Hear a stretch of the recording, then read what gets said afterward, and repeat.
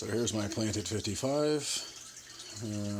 That's a future media, well, that's media server backup anyway. I just finished this, setting it up. As you can see, there's a mixture of different carpeting plants. There's a lot of dwarf sage. It just kind of exploded. That's my little tree. It's kind of a hacky tree.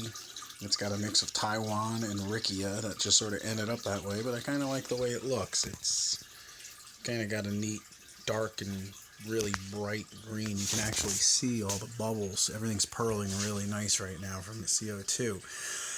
So what I decided, there's some bacopa, I believe it's bacopa, some clover, I forgot what it's called. There's some more Riccia, a ton of Ludwigia. I just took out a ton of Ludwigia. I basically redid it all. That's not even half of what I took out. My Phoenix LED. Oh, sorry, it's getting blurry. There's my tiger lily I took out of my other tank to put in here. Eventually everything will move its way over. And I did something interesting with my filtration this time. I have a ehiem 2217. This is my stand I built. It's all made out of 4x4 and 2x4 construction. There's the filter. There's my UV sterilizer.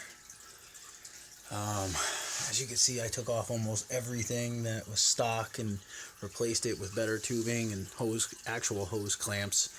The way I built this actually all comes apart. The whole face of this comes off so you can get at it and work in there. It makes it much easier. I still have to put the glass in, but there's going to be lights under there too. That's my canopy, matching canopy top I built. It's like a half canopy. And to show what I did with the filter, I'll move this back and I'll lift these up. As you can see, the way I piped it in was so the water goes this way instead of from the back to the front. And I kind of like it a little better actually. It pushes things that way, but what I did was I teed it off behind here and it goes down. And you can see that little pipe right there, and that goes to that.